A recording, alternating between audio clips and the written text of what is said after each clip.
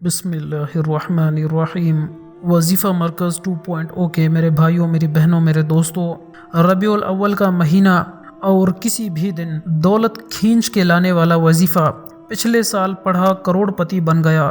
صرف 13 بار پڑھنا ہے، جس نے بھی پڑھا کروڑ پتی بن گیا۔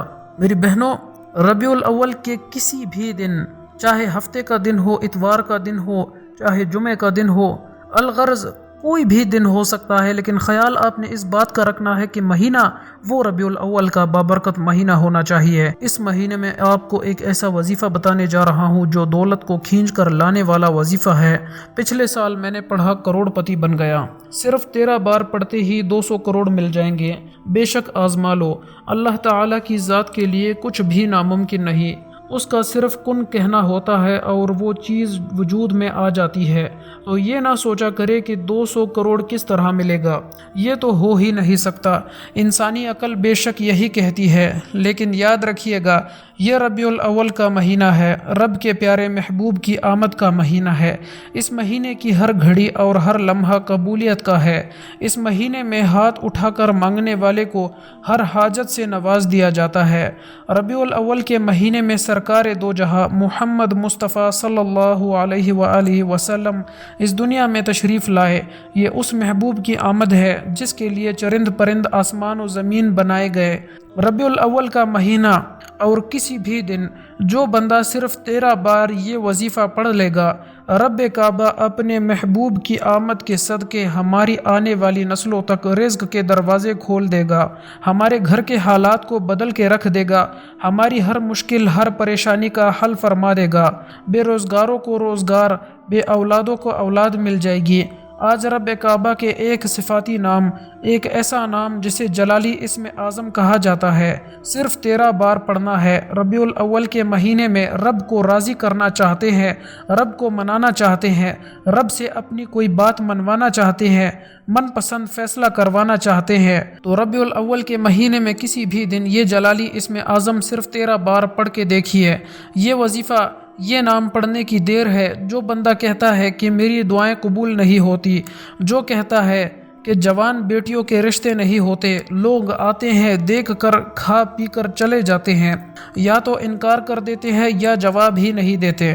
بیٹیاں خود بھی یہ وظیفہ کر لے، ماں باپ بھی کر لے، اپنے مقصد کی نیت کر لے کہ مولا کریم رشتوں کی بندش ہے، رشتوں میں رکاوٹیں ہیں، رشتوں میں جتنے بھی مسائل ہیں اپنا کرم فرما کر بہترین رشتوں کے اسباب پیدا فرما۔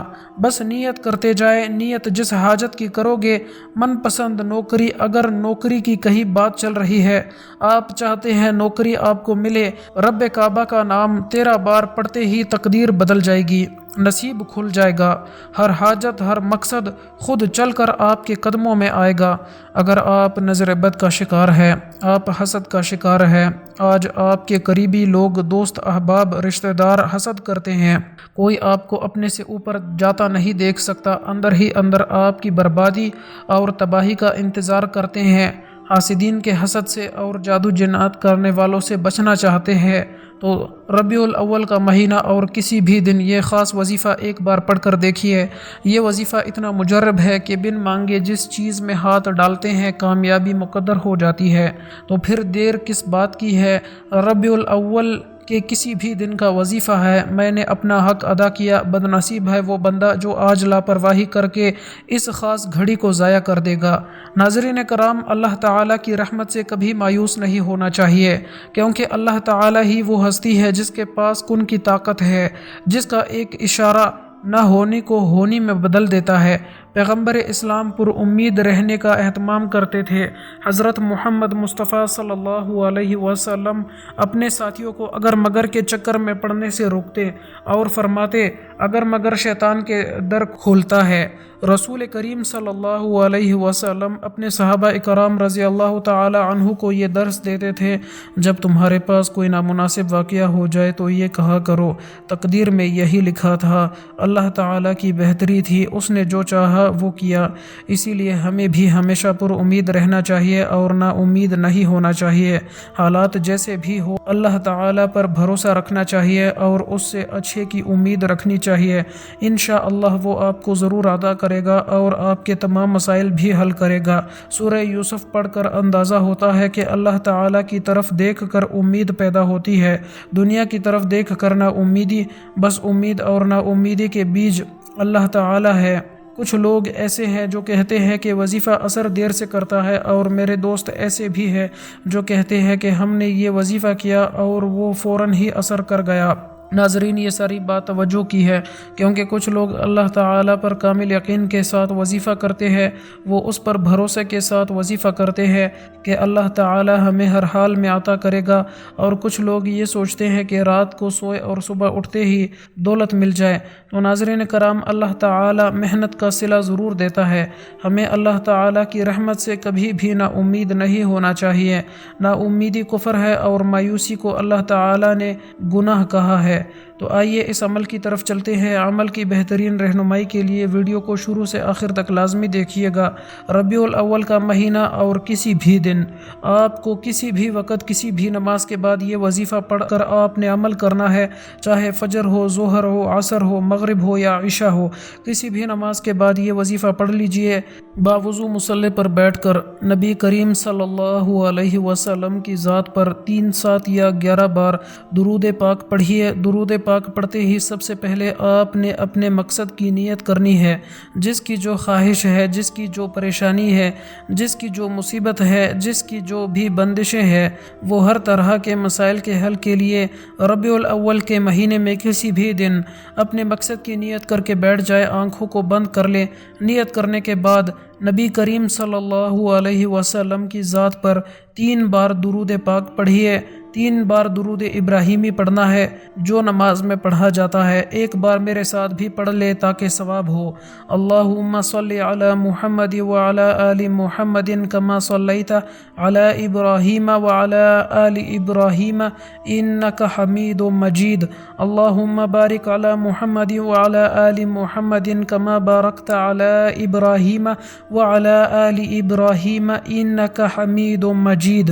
درود پاک پڑھنے کے بعد سب سے پہلے بسم اللہ الرحمن الرحیم پڑھ کر آپ نے اپنے مقصد کو ذہن میں رکھتے ہوئے، اپنی حاجت کو ذہن میں رکھتے ہوئے رب کا ایک صفاتی نام یا ذوالجلال والاکرام پڑھنا ہے۔ یا ذوالجلال والاکرام رب کا جلالی اسم اعظم ہے۔ جب آپ کی زبان سے یا ذوالجلال والاکرام نکل رہا ہو، آپ روتے ہوئے، تڑپتے ہوئے، سسکتے ہوئے رب کعبہ سے مانگتے چلے جائے۔ یا ذوالجلال والاکرام پڑھتے دوران آپ پر رحمت و برکتوں کے دروازے کھل جائیں گے، آپ کے راستے سے رکاوٹیں، بندشیں ہٹ جائیں گی۔ یا ذوالجلال والاکرام اگر ہو سکے اس وقت سجدہ ممکن ہے، جب آپ یہ وظیفہ پڑھ رہے ہیں تو سجدے کی حالت میں جا کر پڑھیے گا۔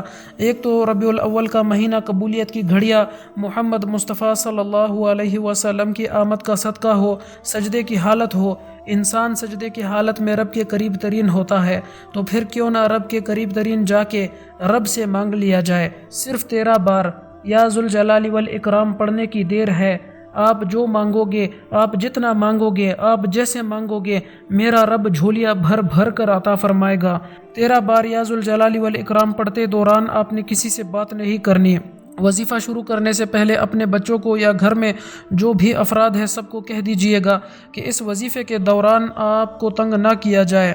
جتنی توجہ اور دھیان سے یہ 2 منٹ کا وظیفہ پڑھا جائے گا، وظیفہ دیکھنے میں چھوٹا ہے لیکن معجزات جس کو یقین نہیں آتا، جو رب کے کمالات کو، رب کے معجزات کو، رب کی فضیلتوں کو، رب کی برکتوں کو کھلی آنکھوں سے دیکھنا چاہتا ہے، وہ ربیع الاول کے مہینے میں کسی بھی دن ہو سکے تو سجدے کی حالت میں، نہیں تو مصلی پر بیٹھ کر آنکھوں کو بند کرتے ہوئے 13 بار یا ذوالجلال والاکرام پڑھ کر دیکھ لیں۔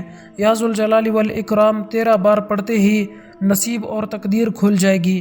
پھر آپ نے جتنی مرتبہ شروع میں درود ابراہیمی پڑھا تھا، یعنی اگر آپ نے 3 مرتبہ پڑھا تھا تو آخر میں بھی 3 مرتبہ پڑھنا ہے، اگر 7 مرتبہ پڑھا تو آخر میں بھی 7 مرتبہ پڑھنا ہے، یا اگر آپ نے 11 مرتبہ پڑھا تو پھر آخر میں بھی آپ نے 11 مرتبہ پڑھنا ہے۔ اور اس کے بعد ناظرین آپ نے 2 رکعت نفل صلاۃ الحاجت پڑھ کر آپ نے اللہ سے دعا مانگنی ہے، آپ نے ہاتھ اٹھا کر دعا مانگنی ہے۔ انشاءاللہ جو بھی آپ کی حاجت ہے، ضرورت ہے، وہ فوری طور پر آپ کو اپنی آنکھوں سے قبول ہوتے اور پورا ہوتا نظر آئے گا۔ گا اور پھر آپ پر اللہ کی اتنی رحمتیں اور نعمتیں برسیں گی کہ آپ خود اپنی آنکھوں پر یقین نہیں کر سکیں گے۔ اللہ پاک ہمیں عمل کرنے کی توفیق عطا فرمائے۔ صدقہ جاریہ کی نیت سے اس ویڈیو کو آگے تک شیئر کرنا نہ بھولیے گا، اور چینل پر نئے ہیں تو سبسکرائب کر کے بیل نوٹیفیکیشن دبا دیں تاکہ آئندہ اپلوڈ ہونے والی وظائف ویڈیوز کا نوٹیفیکیشن